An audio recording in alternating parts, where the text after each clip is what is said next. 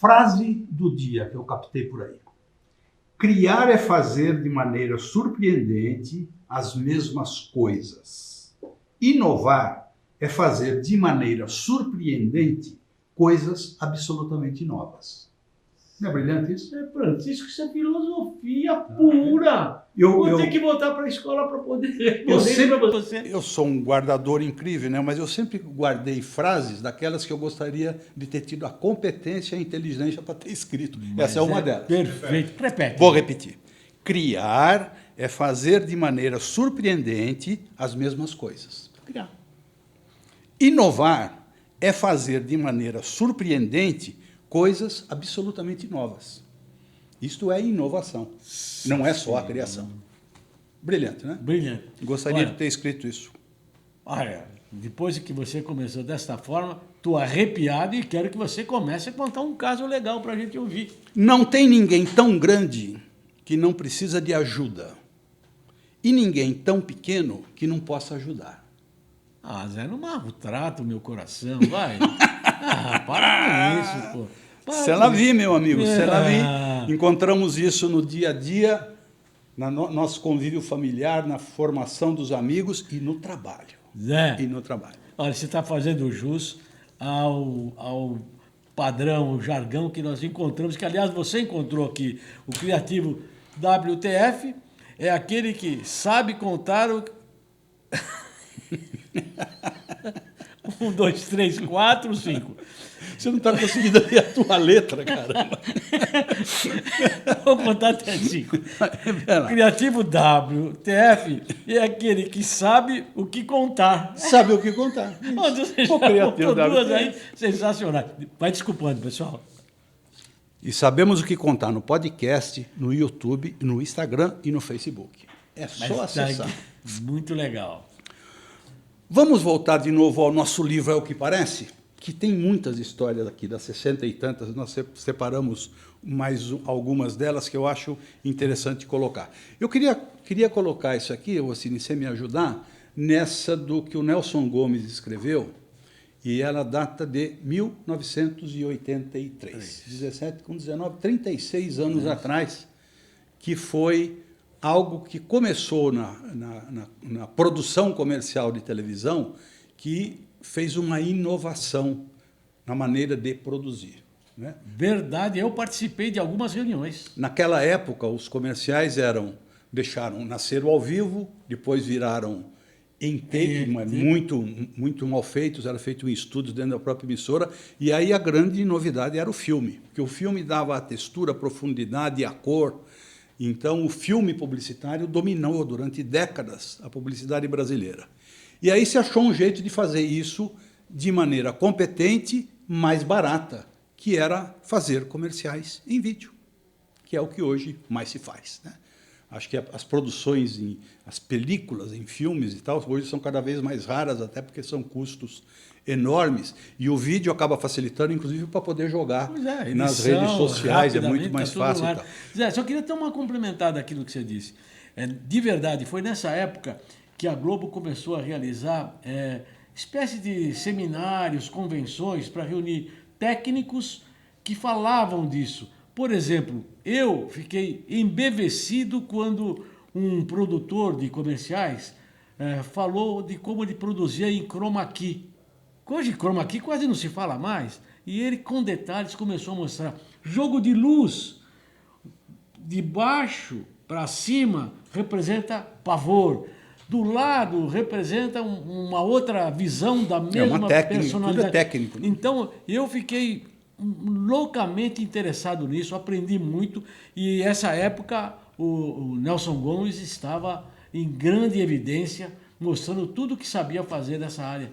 Até, por sinal, criou a Globotech. Então, e na época que a Globotech foi criada, né, pelo Nelson Gomes, que trabalhava na Globo, ele foi chamado pelo Dr. Roberto Marinho para criar essa possibilidade de fazer comerciais mais baratos e mais rápidos. Né, o que é fazer. E o varejo é que foi o grande aproveitador dessa época, porque o varejo precisava consumir rapidamente, fazer mensagens comerciais muito rápidas, e o varejo passou a consumir. O que é importante é que, num primeiro momento, o vídeo era feito, era usado com ressalvas, porque aquelas produções mais bem cuidadas, com mais criatividade, com mais talento técnico, estava no filme. Porque o filme dava profundidade, dava textura, dava a cor perfeita, e o vídeo não tinha todas essas condições. Então, num primeiro momento, o vídeo era visto como o patinho feio da publicidade brasileira. Aliás, antes disso, me lembrou agora, a TV brasileira, a cores, começou em 1972, na época quando aconteceu o Sesc Centenário da Independência. Muito pouca gente se lembra, até porque muita gente não estava vivo nessa época, de que, quando, por conta da TV a cor, os comerciais passaram a ser feitos em cores, que antes não era em preto e branco, na questão de custo, a Globo cobrava um preço adicional para os comerciais a cores. Você lembra disso, não? Não lembro. Eu lembro, eu era mídia, eu comprava espaço. Custava 10 para preto e branco e custava, não lembro, 12 para fazer a cores.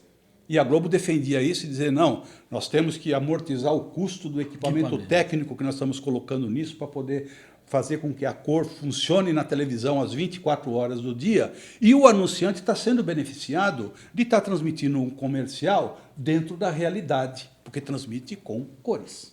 Isso aconteceu antes dessa época aqui, a Globotec veio em 83, depois virou GTEC, né? Quando o Nelson Gomes veio para São Paulo e fez a GTEC, até porque a grande base de produção comercial das agências de propaganda, dos principais anunciantes, estavam em São Paulo, então era natural que ele viesse para cá. Uma história marcante. Essa não é de dar risada, mas é para marcar um fato, no meu modo de ver, importante, que ajudou a fazer a história da comunicação e da TV brasileira na área comercial. Concorda? Eu concordo plenamente e, aliás, eu disse que essa década foi a década de ouro da televisão. As novelas começaram a deslanchar, os comerciais começaram a receber esse novo tratamento e com um processo catequético, verdadeiramente catequético, porque o criativo sabia criar, mas quando chegava na produção, havia uma separação muito grande por causa do domínio da tecnologia. Por isso que as organizações Globo realizavam convenções. Muitas delas eu participei, eu vi o Arapuã, que você conheceu, foi criativo da agência Almap, depois que virou Almap BBDO. Hoje Bocomoco, o Bocomoco da Antártica, a criação dele. Ele falando... Se achar, Carlão, essa é uma campanha vitoriosíssima. A campanha do Guaraná Antártica, que o Arapuã criou o personagem que era o Bocomoco. Vamos tentar localizar isso nos nossos arquivos aí e mostrar esses 30 segundos que vai valer a pena matar saudades de como é que se vendia Guaraná nos anos 60. Complementando aqui, Zé, o Arapuã, que foi jornalista, trabalhou na Última Hora, virou um grande redator, um criativo de boa qualidade, mas só que aquilo para transferir para um comercial tinha uma dicotomia. Como é que nós vamos fazer? Como é que essa peça vai cair? Tinha aquelas gambiarras que se falavam na época, mas para algumas propostas criativas não dava para fazer gambiarra. A Globo investiu corretamente e uma coisa a gente tem que dizer claramente, né? Tudo que se tem de modernidade na televisão, apesar da multiplicidade de canais que hoje nós temos, é só entrar nos fechados, nos abertos, que a gente viaja pelo mundo todo, mas a Globo tem uma participação sensível em termos de desenvolvimento. Divagando. Eu trabalhei 54 anos nessa profissão e na Rede Globo, nas organizações Globo, eu trabalhei numa das empresas só, que foi na Editora Globo. Apesar de ter aparecido proposta para trabalhar na TV Globo, na rádio e tal, mas surgiu a oportunidade e eu trabalhei durante 5 ou 7 anos na Editora Globo. E trabalhei durante muito tempo na concorrência da Globo, que foi no SBT. E é de se reconhecer, porque é muito importante isso, né? Existem coisas que aconteceram na história da comunicação que o tempo apaga, mas os fatos ficam. E a Rede Globo deu uma contribuição para a ética da publicidade, para a melhor gestão de negócio. Eu via profissionais da área de vendas da Globo dizendo do cuidado que eles tinham em até valorizar isso pelo preço, de fazer do intervalo comercial uma continuidade do conteúdo. A Globo tinha preocupação de fazer com que a publicidade bonita, fosse bem feita, fosse bem acabada, e não era apenas uma operação comercial. A Globo deu uma contribuição. Outra coisa, no passado, os intervalos comerciais, às vezes, eram de 7 ou 8 minutos. A Globo, desde que começou a funcionar em 1965, nunca deixou de fazer intervalos comerciais com mais de 3 minutos de duração. E não era 3:10, não. Era 2:30 de comerciais e 30 de chamada da emissora. Para regularizar e dar valor. Porque aí, a hora que o anunciante entrava ali, o consumidor que estava assistindo televisão sabia que, se ele quisesse fazer um pipi ou quisesse tomar água, que fizesse rápido. Porque na Globo, em 3 minutos, o conteúdo voltava. Bom, falar da Globo é falar de sucesso, tudo bem, apesar dos tempos difíceis que a gente está vivendo.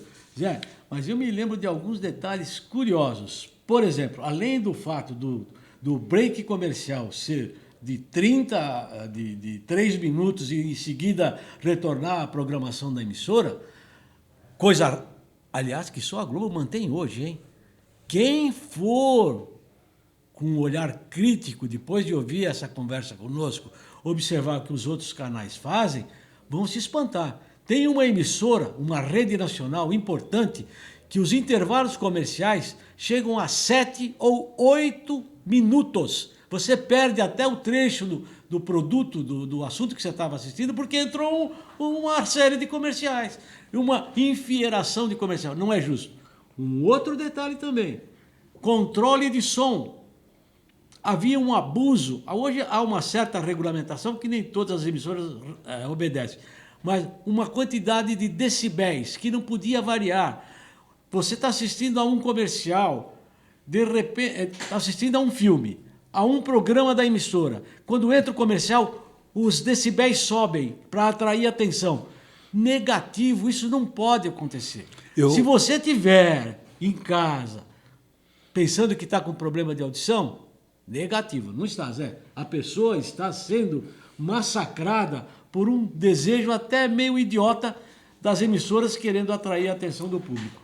Uma das coisas que está fazendo essa duplinha querer dar certo é que tem um contraponto aqui, né? A tua visão é do jornalista esperto, atento, e o jornalista tem como norma procurar o defeito. Né? No caso do comunicador, o comunicador gosta de ver o que é que pode fazer daquela merda o adubo. Não é? Então, às vezes, isso dá um contraponto de que eu particularmente, eu prefiro mais valorizar do que... Eu preferi valorizar os 3 minutos da Globo do que imaginar que tem alguém fazendo intervalo com 7 minutos. Mas você tocou num ponto que aí é um problema técnico mesmo. Existe uma rede de televisão no Brasil que, se você prestar atenção, não precisa ser publicitário emérito, não. Já falei. É um problema de audição. Se você prestar atenção, a hora que entra o intervalo comercial, ela está um pouquinho com o volume acima do conteúdo. Exatamente. Do conteúdo. Isso.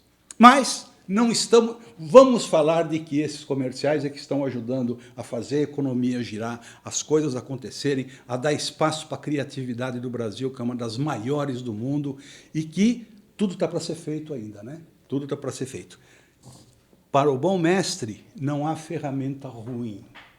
Gostou dessa? Nossa Senhora, cada vez mais profundo. Essas pílulas, Zé, você traz, por favor, todo o programa, porque, no mínimo, quem vai sair aprendendo daqui sou eu. Eu não tenho essa competência de juntar, de criar uma série de palavras filosóficas como você. O que eu sei é o seguinte, você falou um pouco de jornalismo, eu sou obrigado a defender a minha categoria, como diria o Silvio Luiz. É assim, não é que seja uma obrigação, nada. É que tem que obedecer uma norma. Um negócio que eu acho horrível, e a televisão de hoje, alguns canais ainda usam, Zé. Um minutinho, porque agora vai cair o din-din. Espera um pouquinho, que é o comercial que paga a nossa conta.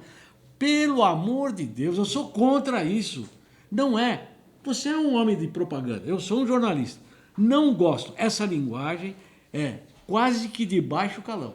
Não serve para você fazer com que a pessoa entenda que vai entrar um bloco de comerciais para depois voltar à programação.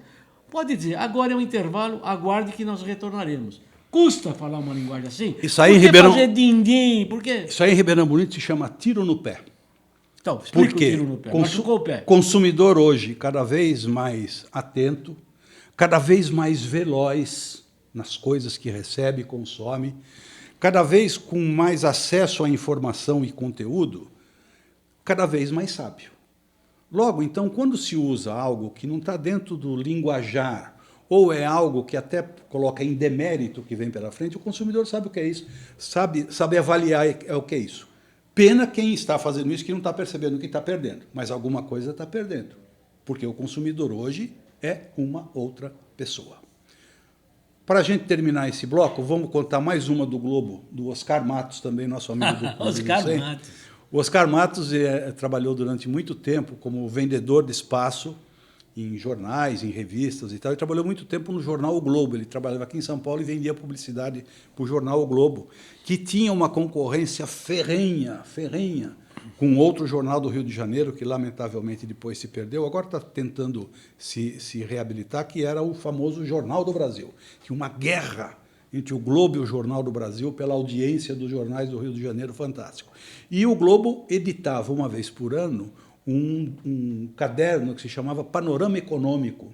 E o JB também editava a sua revista econômica, tratava do mesmo assunto. Era um caderno que falava da economia da atualidade e tal, e os dois cadernos visavam, óbvio, vender publicidade específica para esse evento. E o Oscar conta no livro, não é o que parece, de que ele marcou uma entrevista com um anunciante que ele ia lá vender a página de anúncio. E chegou na recepção, dá de cara com quem? O cara que vendia o JB, o concorrente dele, da área comercial. Trocaram afagos, beijinhos, mas cada um do seu lado, óbvio, né? Aí, o que fez esse cliente? Recebeu os dois ao mesmo tempo, chamou os dois, mandou entrar na sala, e os dois ficaram pasmos, né? Que eles iam ali para falar, eu preciso faturar o seu anúncio para entrar nos cadernos. O cliente virou para os dois e falou, não, tudo bem, eu estou aqui, tenho um prazer em recebê-los, o que vocês gostariam de saber da minha empresa? Ou seja, o prospect estava entendendo que ele tinha marcado a reunião com um jornalista do Globo e o jornalista do JB para fazer uma matéria para ir nos dois cadernos de economia. E o Oscar conta isso, foi muito, muito engraçado, porque você imagina a saia justa. Imagina. E ficaram os dois ali, que foram ali para vender espaço, né? E o cliente querendo dar entrevista. Esse é o que parece esse livro. Vale a pena, se você, mais uma vez, estou insistindo, é porque vocês vão se divertir muito com esse livro. Tem coisas sérias também, viu? Não é, Zé? Tem, só tem. É que a gente hoje está um pouco mais solto para falar mais das coisas gostosas com que nós e os nossos amigos passaram. Nosso criativo WTF. Você não pode perder. Não sei onde você está nos vendo, mas se for o podcast, tem no Facebook. Se for no Facebook, tem no YouTube. Se for no YouTube, você também tem no Instagram. Estamos aqui para nos divertir e levar informação, conteúdo para você e que tudo que você esteja ouvindo e vendo aqui, você possa transportar para o teu futuro profissional. Esse é o nosso desejo. Então, criativo WTF. Vou ler, hein? É aquele que sabe o que contar. Soa bem, né? Verdade, hein?